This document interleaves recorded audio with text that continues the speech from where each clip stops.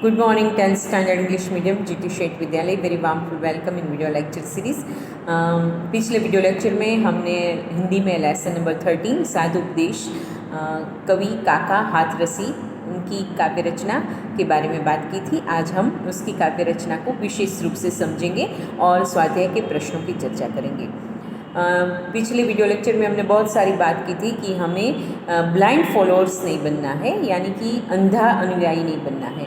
हमें लोगों के विचार को स्वीकारना है, उनकी कार्यशैली या उनके व्यक्तित्व से प्रभावित होना ठीक है, ये एक अलग बात है। विचार हमें फॉलो करने चाहिए, व्यक्ति को फॉलो करने की आवश्यकता नहीं है। तो आज इस व्यंग्य काव्य को एक बार और पढ़ते हैं और समझ लेते हैं। काव्य का शीर्षक साधुपदेश। व्यंग्य काव्य इसका प्रकार है। आइए प्रिय भक्तगण, उपदेश कुछ सुन लीजिए, पढ़ चुके हैं बहुत पोथी, आज कुछ गुन लीजिए। अब ऐसे ढोंगी बाबा उपदेश देने के लिए अपने आप को तैयार करके भक्तगण को बुलाते रहते हैं। आइए मेरे पास आइए, आपने आजकल बहुत पोथियाँ पढ़ ली हैं, आप मेरे से गुण लीजिए, यानी कि उन पोथी में जो सारांश दिया है वो मैं आपको समझाता हूँ। हाथ में हो गोमुखी माला सदा हिलती रहे, नम्र ऊपर से बने भीतर छुरी चलती रहे। हाथ में क्या होते हैं उनके ढोंगी बाबाओं के हाथ में गोमुखी होती है। उसे एक कपड़े का बनाया हुआ जिसमें पूरा हाथ रहता है और उसमें माला जपते रहते हैं, उसे गोमुखी कहते हैं। और भीतर छुरी चलती रही, यानी कि अंदर से तो अपने आश्रम कैसे बढ़ाए, अपने भक्तगण कैसे बनाए, अपनी महिमा कैसे बढ़ाए, ऐसे योजनाएं उनके मन में बनती रहती है। उनको और आध्यात्मिकता को कोई लेना देना नहीं होता। भीतर की रूप से तो वो अच्छा, ये एक बड़ा सा सेठ आया है, चलो मेरा अनुयायी बन जाए, पूरी संपत्ति मुझे दान दे दे तो मैं संपत्तिवान बन जाऊंगा, इतने बड़े आश्रम में बना लूँगा, ऐसी मन में उनकी सोच होती है। उस सोच को यहाँ पे कवि ने कहा है, नम्र ऊपर से बने भीतर छुरी चलती रहे। फिर आगे कहते हैं, नगर से बाहर बगीचे में बना ले झोपड़ी, दीप जैसी देह चमके सीप जैसी खोपड़ी। बाहर वो ऐसे ढोंगी बाबा क्या करते हैं, पूरे नगर के बाहर कोई बगीचा जैसा स्थल हो ना, वहाँ पे एक झोपड़ी बनाकर रहने लगते हैं और देह चमकती है उनकी बहुत सुंदर, क्योंकि अच्छा अच्छा खाना ही खाते हैं भक्त लोग सब। मेवा दूध मेवा फल आदि उनको देते रहते हैं। और सीप जैसी खोपड़ी, यानी कि दरिए की सीप जो खोलते हैं तो कुछ ही सीप ऐसी होती है जिसमें मोती होता है, बाकी तो वो खाली होती है। तो उनकी खोपड़ी तो खाली है, उसमें कुछ नहीं है, कुछ ज्ञान नहीं है, कुछ आध्यात्मिक नहीं है, सिर्फ अपना एक ऐसा वेश लोगों को इम्प्रेस करने के लिए एक साधु का वेश सिर्फ धारण किया है। ज्ञान भी नहीं है, भगवान का कुछ समझ भी नहीं है, आध्यात्मिकता के बारे में कुछ नहीं जानते, सिर्फ ढोंग करना जानते हैं। और आगे कवि लिखते हैं, तर्क करने के लिए आ गए कोई सामने, खुल न जाए पोल इस भय से लगे मत कांपने। जीव क्या है ब्रह्म क्या, तू कौन मैं कौन, स्लेट पर लिख दो महोदय आजकल मैं मौन हूँ। अगर बाबा की बातें सुनकर कोई भक्तगण, बुद्धि चातुर्य वाले भक्तगण आ जाए, तर्कबद्ध भक्तगण आ जाए और वो पूछने लगे कि बाबा आप मुझे बताइए ईश्वर कहाँ रहते हैं, हम क्या है, आत्मा क्या है, परमात्मा क्या है, मोक्ष क्या है, तत्वज्ञान क्या है, अगर ऐसे जो क्लिष्ट प्रश्न बाबा को कोई पूछ ले ना तो बाबा घबरा जाते हैं। लेकिन वो अंदर से तो कांपते हैं लेकिन दिखाई नहीं पड़ते, क्योंकि वो कह देते हैं स्लेट पर लिख के कि मेरा आजकल मौन चल रहा है, मैं किसी को उत्तर नहीं दूंगा। ऐसी बातें बनाकर वो यहाँ से छूट जाते हैं और अपनी जो गरिमा है ना साधु की, वो बनाए रखते हैं। अगर जिसके पास ज्ञान हो तो उसके पास प्रश्नों के उत्तर भी होने चाहिए, तभी उनका मौन होता है। जब हम ऐसे प्रश्न पूछने को जाते हैं तब वो मौन में रहते हैं। बाबा उनकी जो निजी 2-3 सेवक सेविकियाँ हैं, चेले चेलियाँ होती हैं,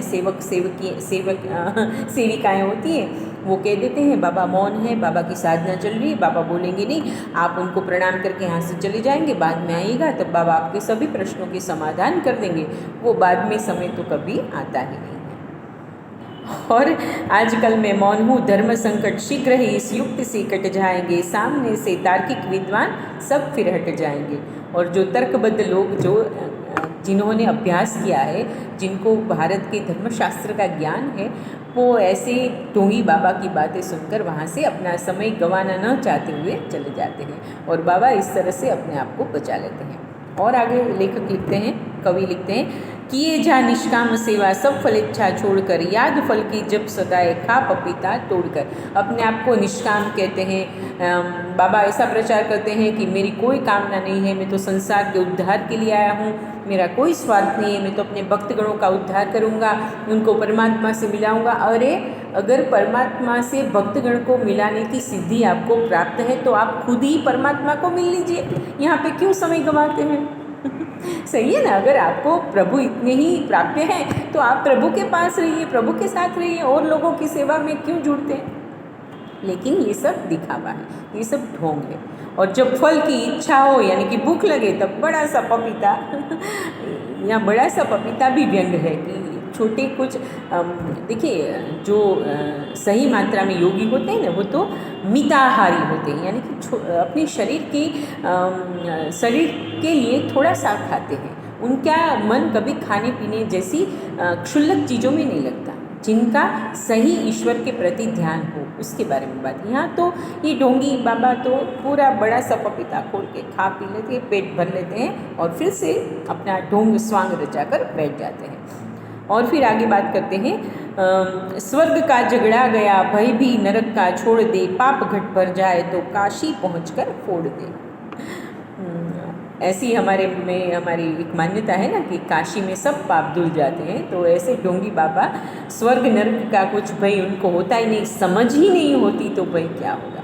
कर्म विकर्म अकर्म के बारे में, योग के बारे में, आत्मा परमात्मा के बारे में कुछ जानते ही नहीं तो उनको क्या अच्छा या बुरा क्या फ़र्क पड़ता है। अब पूरा जैसे उनको कोई अगर किसी को समझ में आ जाएगा कि ये ढोंगी बाबा है तो कभी कभी ऐसा लगता है कि अब मेरा जो ये पूरा आयोजन है वो अभी सामने आ जाएगा, मेरा ढोंगे सब दिखने लगेगा और मेरा पाप का घड़ा फूट जाएगा, तो वहाँ से चलते बनते हैं। और फिर पीछे जो सेवक सेविकाएं और चेले चेलियाँ होती हैं वो कहते हैं बाबा तो हिमालय गए हैं, योग के लिए गए हैं, साधना के लिए गए हैं, पता नहीं कितने सालों के बाद फिर से वापस आएंगे। और पिछले जो कुछ अंधे भक्तगण होते हैं ना उनको सभी समझा बुझा कर बाबा काशी चले जाते हैं। तो इस तरह से ये पूरा व्यंग काव्य बहुत ही सुंदर व्यंग काव्य है, हमें उपदेश भी देता है। सही मात्रा में काका हाथरसी ने हमें उपदेश दिया है कि ब्लाइंड फॉलोअर्स मत बनिए। हाँ, अगर किसी व्यक्ति के विचार आपको प्रभावित करते हैं, उनका ज्ञान प्रभावित करता है तो अवश्य उनका ज्ञान समझे, स्वीकारें, लेकिन व्यक्ति की पूजा करना हमारे भारतवर्ष के सिद्धांतों के खिलाफ है। यही इस काव्य का उपदेश है। आइए प्रश्न जवाब के बारे में बात करते हैं। पेज नंबर 33 पर सही विकल्प की जोड़ चुनकर उत्तर लिखिए, वो बहुत ही आसान है। एक एक वाक्य में उत्तर लिखिए। दिखावा करते हुए साधु कैसा व्यवहार करते हैं, तो काव्य में स्पष्ट रूप से लिखा गया है। साधु उपदेश देने के लिए झोपड़ी कहाँ बनाते हैं, बाहर बगीचे में, नगर के बाहर। दम्भी साधुओं को किस बात का भय सताता है कि कहीं अपनी पोल खुल न जाए।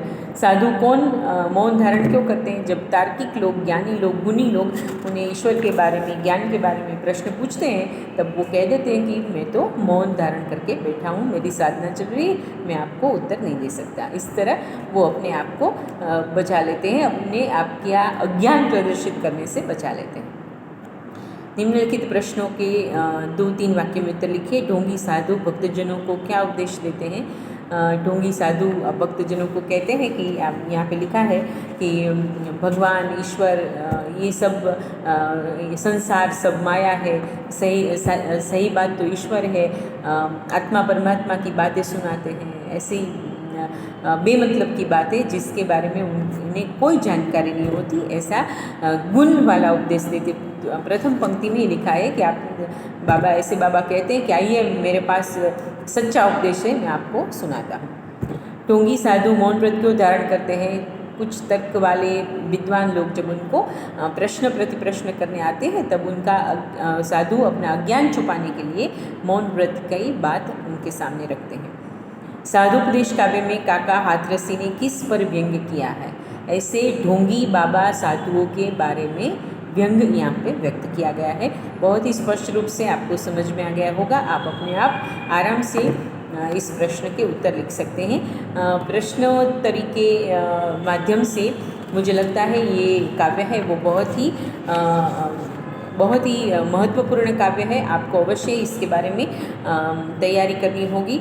और मैं आपको अवश्य कहना चाहूँगी कि 2-3 बार काव्य पढ़ने से पूरा काव्य समझ में आ जाएगा। और इसके प्रश्न जवाब भी अपनी नोटबुक में लिखिए। और मंगलवार को आपको मुझे हिंदी का ये जो प्रश्न जवाब है वो आपको मुझे मंगलवार को भेजना है। तो इस तरह से हमने लेसन 13 तक यानी कि 13 लेसन हिंदी में साहित्योपदेश काव्य आज हमने समझ लिया है। नेक्स्ट वीडियो लेक्चर में हम बात करेंगे लेसन नंबर 40 मेरी माँ। तो इस काव्य से हम फिर से आज एक छोटी सी बात समझ लें और स्वीकार लें कि हमें व्यक्ति के विचारों से प्रभावित होना है, व्यक्तियों से नहीं। हमारी आस्था और श्रद्धा ईश्वर के प्रति समर्पित होनी चाहिए, भगवान के प्रति समर्पित होनी चाहिए, नहीं कि व्यक्ति के प्रति। तो ऐसे ढोंगी लोगों से हमें सावधान रहना है और अपने आप को सुरक्षित रखना है और औरों को भी इसके बारे में बताकर, जानकारी देकर उनको भी ऐसे ढोंगियों से दूर रखना है और इस तरह से अपने आप की सुरक्षा करनी है। देखिए, हर बार बुरी चीज़ें बुरे रूप में ही सामने नहीं आती, कुछ ऐसी बुरी चीज़ें अच्छे रूप में भी हमारे सामने आती है। तो हमें अपने आप की सुरक्षा करनी चाहिए, हमें सोचना चाहिए और उसके बाद हमें फॉलोअर्स बनना चाहिए। तो इसी अच्छे उद्देश्य के साथ मैं आपसे विदा लेती हूँ। आशा रखती हूँ आप अपना हिंदी विषय अच्छी तरह से तैयार करते होंगे और करना ही चाहिए। आप 10वीं कक्षा में हैं तो आपको अच्छी तरह से सभी विषय के बारे में पढ़ना लिखना चाहिए और अपने आप को तैयार करना चाहिए परीक्षा के आयाम से। तो इसी अच्छे उपदेश के साथ आपसे विदा लेते हैं, फिर मिलेंगे। तब तक के लिए टेक केयर योरसेल्फ। धन्यवाद।